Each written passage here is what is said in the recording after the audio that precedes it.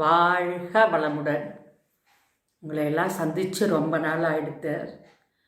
எனக்கும் இந்த விண்டரில் கொஞ்சம் வீசிங் ப்ராப்ளம் இருந்தது. அதுக்கப்புறம் பாட்டியும் ரொம்ப உடம்பு சரியில்லாமல் இருந்தா. நவம்பர் 13 பாட்டி சிவலோக பிராப்தி அடைஞ்சா. இப்போ பாட்டி இல்லைங்கிறது வீடு ரொம்ப வெறுமையாக, என்ன சொல்கிறது, 53 வருஷம் டுகெதர்னஸ். அதில் ஒரு 15 வருஷம் நான் திருச்சியிலையும் ஹைதராபாத்லேயும் இருந்தேன். அப்பையும் பாட்டியும் தாத்தாவும் வந்துட்டும் போயிட்டும் தான் இருந்தா. கூடவே இருந்த மாதிரி தான் ஒரு ஃபீலிங். இப்போது அந்த வெறுமை கொஞ்சம் ஜீரணிக்கிறதுக்கு கஷ்டமாக இருக்குது. பட் பரவாயில்ல, காலம் எல்லாத்தையும் மாற்றிடும் இல்லையா? அதனால் இன்றைக்கி ஒரு புது ரெசிபியோடு உங்களை சந்திக்கலான்னு வந்திருக்கேன். என்னோடய ஃப்ரெண்டு ஒரு பிஎம்ஐஎஸ் டாக்டர் வினோதுன்னு சொல்லிட்டு பெங்களூர்லேருந்து வரும்போது இந்த மாதிரி 2 கத்திரிக்காய் வாங்கிட்டு வந்தான். ஒரு கத்திரிக்காய் என்னன்னா அடுப்பில் சுட்டு தொகையல் அரைச்சி ட்ரெடிஷ்னல் தொகையல் சாப்பிட்டாச்சு.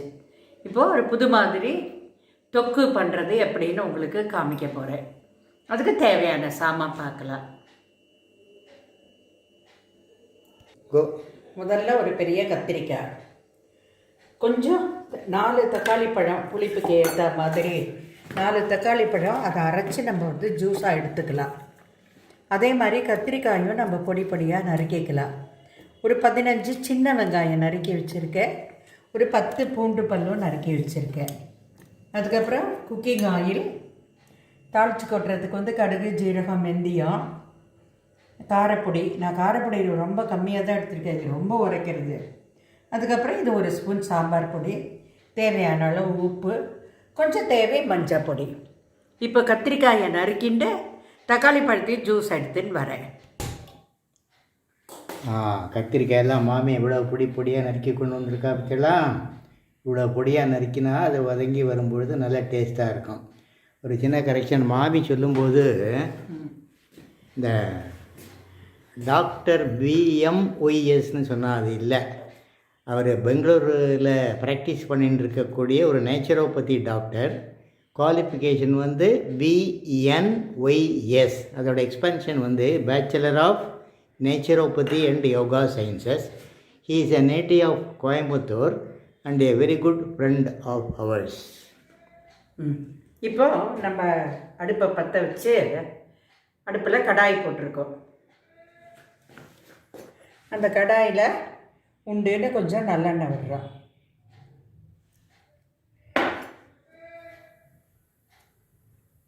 நல்லெண்ணெய் சூடான உடனே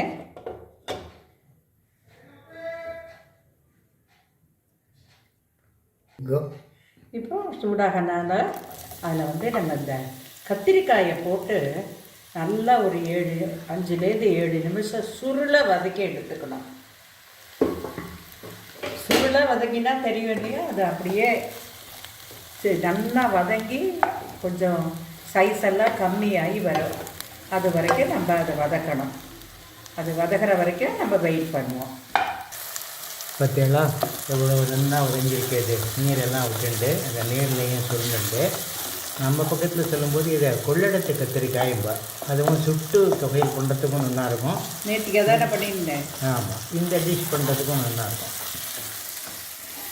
இப்போ இது நல்லா வதக்கி அது குடிச்ச எண்ணெயெல்லாம் அது கக்க ஆரம்பிக்கிறது, அந்த நீரெல்லாம் வருது பிறகு.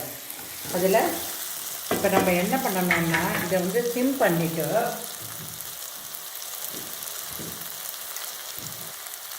இதை போட்டு மூடி ஒரு 2 நிமிஷம் வச்சிடலாம்.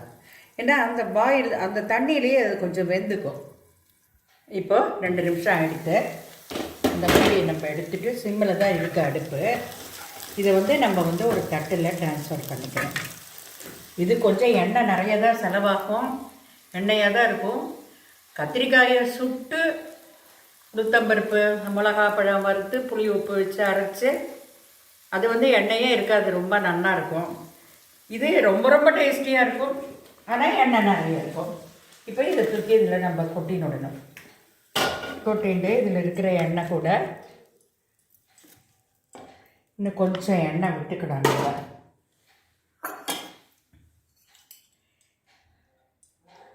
எண்ணெய் விட்டுண்டு இதுக்கு வந்து முதல்ல கடுகு,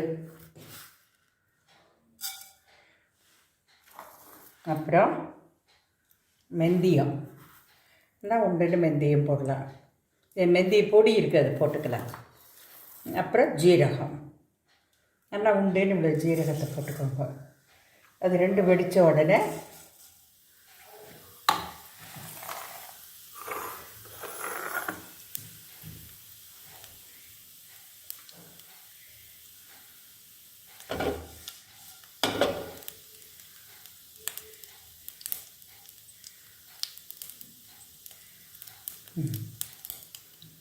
வெடிக்கிறது பார்த்தீங்கன்னா கடுகு நல்லா வெடித்த உடனே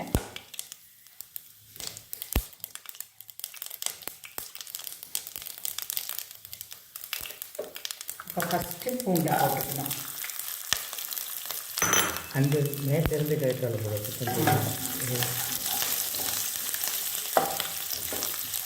இந்த ரெசிபி எனக்கு யார் சொல்லி கொடுத்தாங்கிறத உங்களுக்கு நான் சொல்லணும். இந்த கத்திரிக்காய் வாங்கும்போது என்னோடய கசின் கங்கா பாகீரத்தின்னு இருக்கா, நாங்கள்லாம் கங்குன்னு கூப்பிடுவோம். கத்திரிக்காயை கொண்டு போய்ட்டு மறுநாள் இந்த தொக்கு பண்ணி கொடுத்து அனுப்பிச்சிருந்தேன். அப்பா நல்ல டேஸ்ட்டு, இட்லி, தோசை, சப்பாத்தி, சாதம், 3 சாத்துக்கு எல்லாத்துக்கும் ரொம்ப நல்லா இருந்தது. அப்புறம் மறுநாள் வரும்போது அவள்கிட்ட நான் வந்து இதோட ரெசிப்பியை கேட்டேன். அதை நான் இன்றைக்கி வந்து உங்களுக்கு ட்ரை பண்ணி காமிக்கிறேன். இதே கொஞ்சம் வதக்கட்டும், நல்லா வதக்கணும். இந்த வெங்காயம் நல்லா கண்ணாடி பதத்துக்கு வதக்கின உடனே இந்த பொடியெல்லாம் கொஞ்சம் வறுபடணும் எண்ணெயில். அதனால் நம்ம இப்போ கரெக்ட் டைம் இது போடுறதுக்கு. இது ஒரு 1/2 ஸ்பூன் மிளகா பொடி, ரொம்ப காரமாக இருக்குது, அதனால தான் 1/2 ஸ்பூன் போட்டிருக்கேன். இது 1 ஸ்பூன் சாம்பார் பொடி, 1/2 ஸ்பூன் மஞ்சள் பொடி, அப்புறம் வெந்தய பொடி. அதுக்காக தான் வெந்தயத்தை நிறுத்தினேன். வெந்தய பொடி ஊறுகாய்க்கோசரம் வறுத்து வச்சுருக்கோம் இல்லையா, அதையும் போட்டு நல்லா வறுத்துட்டு எண்ணெயில் நல்லா பொரிஞ்சுட்டது. இப்போது இந்த தக்காளி அரைச்சி வச்சுருக்கோம் பார்த்தீங்களா, அதை விடணும். இப்போ இதுவும் நல்லா வதக்கணும். இந்த டைமில் 1 ஸ்பூன் உப்பு சேர்த்துடலாம்.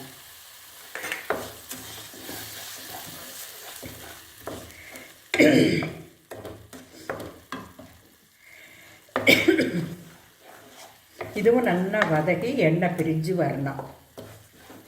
வதக்கட்டும், நம்ம கொஞ்சம் இதெல்லாம் எடுத்து வச்சுப்போம். இப்போ பாருங்கள், அல்வா பதத்துக்கு சுருண்டு வருது. இப்போ நம்ம மிக்ஸி அலம்பி வச்ச தண்ணியை அதில் விட்டுடலாம். விட்டுட்டு இதுக்கு கொஞ்சம் ஆடட் ஜாகிரி, அதாவது உங்களுக்கு புளிப்பு வேணும்னா, தக்காளி புளிப்பு பத்தலைன்னா கொஞ்சம் புளி விட்டுக்கலாம். ஏன்னா இங்கே நாட்டு தக்காளி கிடைக்கும் கல்லடக்குறிச்சியில். 4 தக்காளி பழம் போட்டால் நல்லா புளிப்பு இருக்கும். இந்த பெங்களூர் தக்காளி, இந்த ஹைப்ரிட் தக்காளி இல்லைன்னா புளிப்பு இருக்காது, நீங்கள் புளி ஆட் பண்ணிக்கலாம். இல்லைன்னா மேங்கோ பவுடர் போட்டுக்கலாம், லகூச்சா போட்டுக்கலாம், என்ன வேணால் போட்டுக்கலாம். இப்போது இது தலைக்கும் போது இதையும் போட்டுடணும். இதோடு சேர்ந்து அது வந்து தலைக்கும் போது தான் இந்த கத்திரிக்காயில் அந்த டேஸ்டெல்லாம் இறங்கும். இப்போ சின்னது பண்ணிக்கோங்க.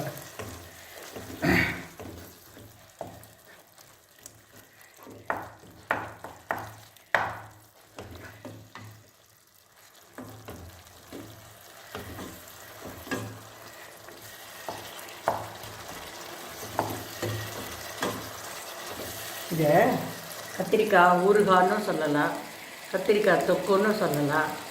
இதை வந்து வெளியில் வச்சுட்டா 2-3 நாள் இருக்கும். நீங்கள் ஃப்ரிட்ஜில் வச்சுட்டெல்லாம் 1 வாரம் 10 நாள் கூட இருக்கும்.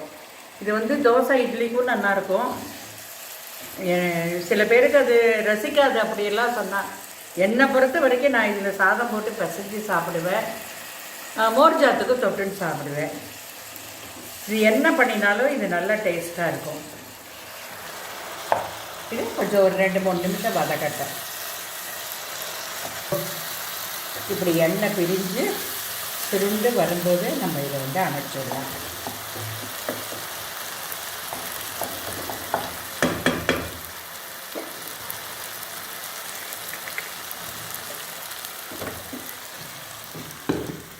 இன்னைக்கு எங்கிட்ட கொத்தமல்லி இல்லை, ஆற்றுல கொண்ட பக்கம் கருவேப்பிலை இருக்குது.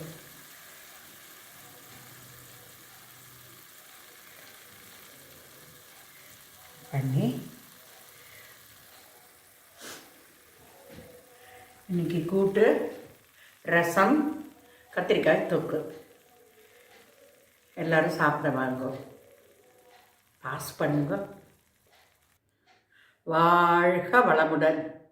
இதை நீங்கள் ட்ரை பண்ணி பாருங்க, ரொம்ப நல்ல டேஸ்ட்டாக இருக்கும். காரப்பொடி மட்டும் பார்த்து போடுங்க. நான் 1 ஸ்பூன் போட்டேன், கொஞ்சம் காரமாக இருக்க மாதிரி இருக்குது.